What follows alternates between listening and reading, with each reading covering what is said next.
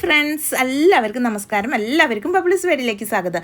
ഇന്ന് ഞാനൊരു ഹെൽത്തി ആയിട്ടുള്ള കേക്കിൻ്റെ റെസിപ്പി ആയിട്ടാണ് വന്നിട്ടുള്ളത്. ഹെൽത്തി എന്ന് പറഞ്ഞാൽ ഡയബറ്റിസ് എല്ലാവർക്കും കഴിക്കാൻ പറ്റിയിട്ടുള്ള ഡയറ്റ് എടുക്കുന്ന ആൾക്കാർക്കൊക്കെ പറ്റിയിട്ടുള്ള ഒരു കേക്ക് റെസിപ്പി ആയിട്ടാണ് വന്നിട്ടുള്ളത്. നല്ല പഴുത്ത പഴം 2 എടുത്തിട്ട് ഞാൻ അരച്ച് വെച്ചിട്ടുണ്ട്, മിക്സിയിലിട്ടിട്ട് കേട്ടോ. വെള്ളം ചേർക്കാണ്ട് തന്നെ നന്നായിട്ട് മിക്സ് എടുത്ത് വെച്ചിട്ടുണ്ട് മിക്സിയിലിട്ട്. പിന്നെ ചേർക്കുന്നത് നമ്മുടെ റാഗി പൗഡറാണ്. നന്നായി കഴുകി ഉണക്കി പൊടിച്ച് വെച്ച റാഗി പൗഡർ, അതാണ് വേണ്ടത് ആവശ്യത്തിന്. അപ്പം ഞാൻ പഴം ഒരു പാത്രത്തിലേക്ക് മാറ്റി അതിലേക്ക് ഒരു 4 സ്പൂണ് റാഗി പൗഡറാണ് ചേർക്കാൻ വേണ്ടി പോകുന്നത്. നിങ്ങൾ എത്ര ഉണ്ടാക്കണം അതിനനുസരിച്ചിട്ട് ചേർക്കണം കേട്ടോ. ഞാൻ ഈ സ്പൂണിൽ 4 സ്പൂൺ എടുത്തിട്ടുണ്ട്. അതിന് ശേഷം ഇതിലേക്ക് കൊക്കോ പൗഡറാണ് ഞാൻ ചേർക്കാൻ വേണ്ടി പോകുന്നത് കേട്ടോ. അപ്പം അതും ഞാൻ ഇതിലേക്ക് ഇടാൻ വേണ്ടി പോവാണ്.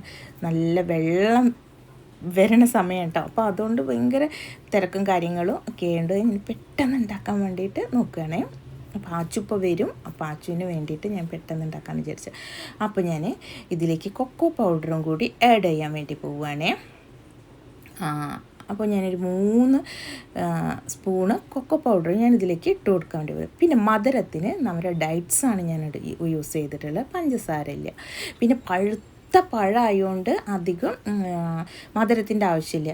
ഞാൻ ചേർത്തിട്ടുള്ള 10 ഡേറ്റ്സാണ് എടുത്തിട്ടുള്ളത്. ഈത്തപ്പഴം 10 എണ്ണമാണ് എടുത്തിട്ടുള്ളത്. നല്ല അങ്ങനെ സോഫ്റ്റായിട്ട് കയ്യിൽ വെച്ചാൽ തന്നെ നല്ല മെൽറ്റായി കിട്ടണം ഒരു ഈത്തപ്പഴമാണ് ഞാൻ എടുത്തിട്ടുള്ളത്. എന്നിട്ട് അതും എല്ലാം കൂടി ഞാൻ അരച്ചിട്ട്, പഴമൊക്കെ കൂടി പിന്നെ പാൽ ഒഴിച്ച് അരച്ചെടുത്തിട്ടുണ്ട്. 1 ഗ്ലാസ് പാലാണ് ഞാൻ ചേർത്തിട്ടുള്ളത്. ഇതിലേക്ക് ഞാൻ ഇനോയുടെ പൗഡറാണ് ചേർക്കുന്നത്. 1 പാക്കറ്റ് ഇനോ പൗഡർ ചേർത്തിട്ട് നന്നായിട്ട് മിക്സാക്കിയിട്ട് നമ്മുടെ കേക്കിൻ്റെ പാത്രത്തിലേക്ക് ഇട്ട് കൊടുത്തിട്ടുണ്ട്. കുറച്ച് ഒലിവ് ഓയിൽ ഞാൻ തേച്ച് കൊടുത്തിട്ടുണ്ട് കേട്ടോ. എണ്ണയൊന്നും ഞാൻ ചേർത്തിട്ടില്ല. ഇത് ഞാൻ നമ്മുടെ എയർ ഫ്രയറിലാണ് ഞാൻ ഉണ്ടാക്കാൻ വേണ്ടി പോകുന്നത്. അപ്പോൾ ഞാൻ എയർ ഫ്രയറിൽ ഞാൻ എടുത്ത് വെച്ചിട്ടുണ്ട്.